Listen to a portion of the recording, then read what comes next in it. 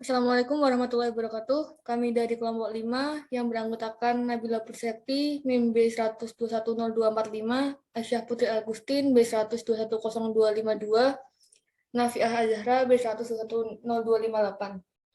Kami akan membahas materi mengenai sumber daya manusia secara digital. Selanjutnya kita langsung memasuki pembahasan yang pertama, yaitu ada adaptasi sumber daya manusia di era digitalisasi. Di era revolusi industri keempat ini harus dihadapi dengan sumber daya manusia yang berkualitas, kreatif, berinovasi, serta mampu bersaing dan beradaptasi sesuai dengan perkembangan teknologi. Seperti kita ketahui, revolusi industri 4.0 telah membawa inovasi teknologi yang membawa dampak disrupsi atau perubahan mendasar terhadap kehidupan masyarakat, di mana saat ini banyak aktivitas manusia yang sudah tergantikan oleh teknologi digital, bahkan ada beberapa yang sudah digantikan dengan robot. Selanjutnya, revolusi teknologi digital dalam era revolusi industri 4.0 akan menciptakan digitalisasi pada teknik-teknik manajemen sumber daya manusia, yaitu diantaranya, yang pertama ada revolusi teknologi digital dalam era revolusi industri 4.0 yang akan menciptakan digitalisasi teknik-teknik manajemen sumber daya manusia untuk mendapatkan pegawai yang memiliki kemampuan kerja. Yang kedua, ada revolusi teknologi digital dalam era revolusi industri 4.0 yang akan menciptakan digitalisasi teknik-teknik manajemen sumber daya manusia untuk mendapatkan pegawai yang memiliki kemampuan kerja. Dalam era revolusi industri 4.0, organisasi ini akan mempraktikkan teknik-teknik terbaru berbasis revolusi teknologi digital dalam mengerjakan pemberian gaji, pemberian insentif finansial, pemberian tunjangan, dan pemberian kualitas kehidupan kerja.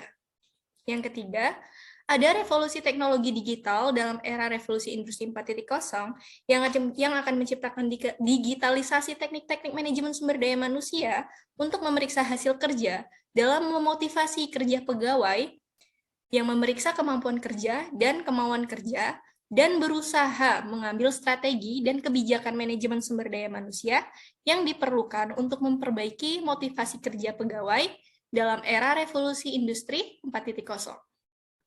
Organisasi akan mempraktikkan teknik-teknik terbaru berbasis revolusi teknologi digital dalam mengerjakan penilaian presentasi kerja dan manajemen karir.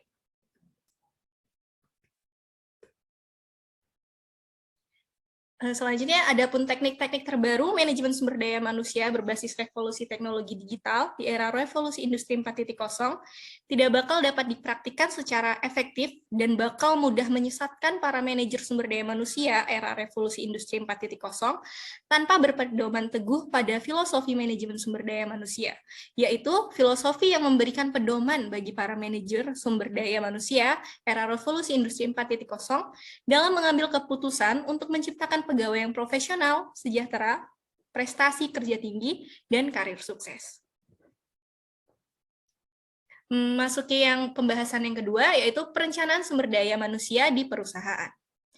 Perencanaan sumber daya manusia atau Human Resource Planning or HRP adalah proses perencanaan yang sistematis untuk memaksimalkan sumber daya manusia sebagai aset perusahaan yang utama. Tujuan dari adanya perencanaan SDM ini untuk memastikan tenaga kerja dan pekerjaan berjalan dengan sesuai, baik dari segi jumlah maupun kualitas yang dibutuhkan. Selanjutnya, perencanaan SDM ini memiliki manfaat untuk perusahaan dalam beberapa hal. Antara lain, yang pertama ada bisa membantu HR untuk mengantisipasi kebutuhan tenaga kerja dengan berbagai macam kualifikasi di kemudian hari. Yang kedua ada HR bisa bekerja dengan proaktif untuk menentukan kandidat yang sesuai. Yang ketiga, perencanaan SDM ini memungkinkan HR untuk mengidentifikasi, memilih, dan mengembangkan tenaga kerja atau kompetensi yang memang dibutuhkan oleh perusahaan. Lalu ada proses perencanaan sumber daya manusia. Di antaranya, yang pertama ada persediaan tenaga kerja saat ini. Langkah awal untuk proses perencanaan sumber daya manusia adalah menilai dari ketersediaan sumber daya manusia yang ada di perusahaan. Yang kedua, kebutuhan SDM di masa mendatang. Langkah kedua adalah proses perencanaan sumber daya manusia yang menganalisa kebutuhan tenaga kerja di masa mendatang. Yang ketiga, memberikan permintaan SDM. HR akan mencocokkan tenaga kerja yang ada saat ini dengan perkiraan tenaga kerja di masa mendatang dan membuat perkiraan permintaan demand forecast. Yang keempat, ada strategi dan implementasi pencarian SDM. Setelah tahu bagaimana kekurangan dan kelebihan dari adanya evaluasi supply dan demand SDM, HR akan bisa mengembangkan strategi berdasarkan perkiraan permintaan SDM yang telah dibuat. Selanjutnya ada faktor perencanaan sumber daya manusia, antara lain. Yang pertama ada perubahan atau change. Perubahan adalah suatu yang fleksibel dan bisa terjadi kapanpun. Saat perusahaan sedang mengalami perubahan, usahakan agar HR tetap memiliki fleksibilitas agar bisa memenuhi kebutuhan perusahaan lebih baik. Yang kedua ada pertumbuhan atau growth. Setiap perusahaan memiliki tingkat pertumbuhan yang berbeda-beda. Ketika melakukan proses perencanaan sumber daya manusia, sangat penting untuk para HR mempertimbangkan faktor pertumbuhan finansial dan kebutuhan perusahaan. Pertimbangan saat melakukan perencanaan sumber daya manusia adalah budget yang dimiliki perusahaan dan juga ekspansi dan SDM yang dibutuhkan perusahaan. Yang ketiga, ada teknologi atau teknologi. Di era yang serba canggih dan digital ini, sangat penting untuk GR paham mengenai pentingnya fungsi serta peran teknologi dalam operasional perusahaan. Jika memang diperlakukan, HR bisa juga merencanakan pelatihan karyawan dengan mempelajari feature maupun perangkat yang akan digunakan perusahaan.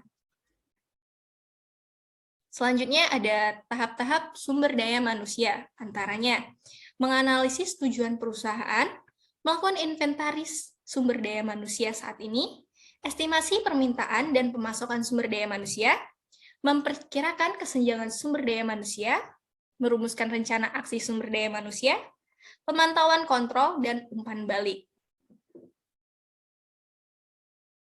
Selanjutnya memasuki pembahasan yang ketiga, yaitu pengembangan sumber daya manusia di era digital.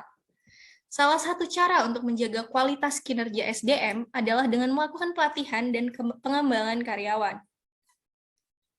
Pengembangan karyawan sendiri memiliki tujuan diantaranya, satu, menemukan dan mengembangkan potensi dari dalam diri karyawan yang selama ini tidak pernah terlihat. Yang kedua, mengembangkan budaya perusahaan dalam hal kerjasama tim yang solid dan kolaborasi antar divisi untuk membentuk profesional berkualitas.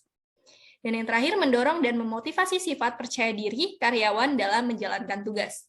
Selanjutnya, ada pengembangan karyawan yang memiliki manfaat, antara lain, memiliki aset berupa tenaga kerja yang ahli dan berkualitas.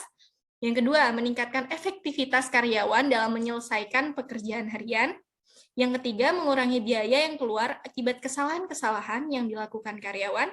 Dan yang keempat, meningkatkan produktivitas usaha yang berpengaruh pada sales dan profit.